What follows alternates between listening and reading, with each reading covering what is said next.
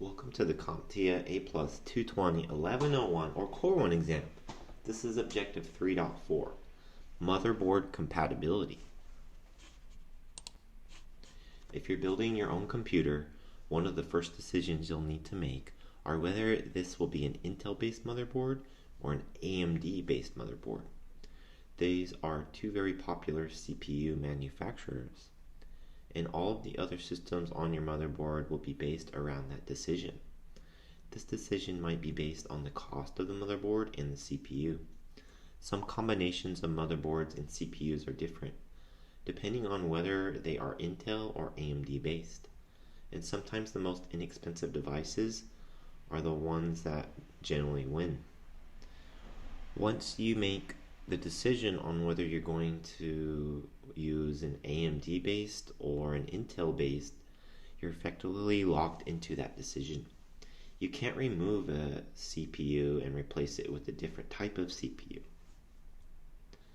Not only are CPUs very different in how they are designed and how they operate, but the sockets themselves are very different between manufacturers.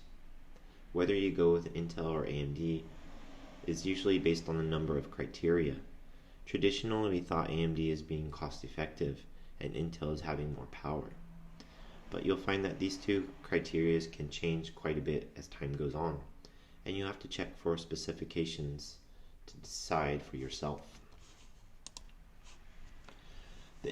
Like I was saying, the socket's quite different. Look how they are designed. They're not the same at all. The installation of CPU is very similar regardless of which manufacturer motherboard you go with. Usually there's a cover that holds the CPU in place. You would lift that cover, simply place the CPU into the socket, and then bring the cover back down to lock it in place. If you're designing a system that will be used as a server, then you're probably going to configure a motherboard with multiple CPU sockets, and it will look quite different. Speaking of servers, take a look at this picture. Most server motherboards will also have at least 4 slots available for memory. They might have additional expansion slots that you add on additional features to the motherboard. These are often contained within a rack-mounted device like the one you see in this picture. Usually you're installing into one of these cases a motherboard and a power supply that's designed to fit into this smaller form factor. Like I was saying, server architecture can be quite different. You might have multiple sockets, you might have multiple memory banks, multiple expansion slots, and it is totally different if you see it from this picture. So this server can support 4 CPU sockets. There's so many slots available for memory. And then you have a traditional 1, 2, 3, 4 expansion slots to add more devices. You might have a full-size system like the one we see here, or all of the computer itself may be self-contained within the monitor. These desktop systems generally have a single CPU on the motherboard, and usually there are 2 or 4 memory slots for additional RAM. Sometimes there might be 1 or 2 expansion slots, or if you're in a larger case such as this one, you might have even more options available on your motherboard. Here's a motherboard you might find on a desktop. You can see this one is a bit smaller than the server motherboards we looked at earlier. This motherboard has a single CPU slot. It has 2 slots available for memory, and we can see some additional options for expansion slots. We have 2 separate PCI slots and 2 separate PCI Express slots. And here's a motherboard type we might use on a very small form factor desktop system.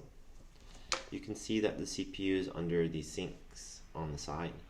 You've got 1 slot available for memory and 1 slot available for expansion. All of this fits into a very small form factor, allowing you to hide the case and put it where it's not so easily seen. For example, I have a small form factor Mac Mini that I'm using to create this video, and it's under the monitor itself and you can hardly see it.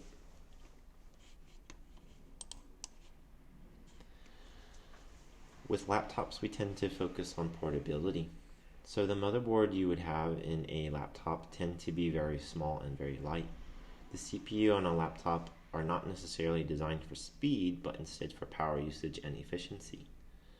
And since there's no space inside of these laptops for much cooling, the CPUs are designed to throttle when the system becomes warmer. That way you're able to have the system continue to work but not damage itself through any type of overheating.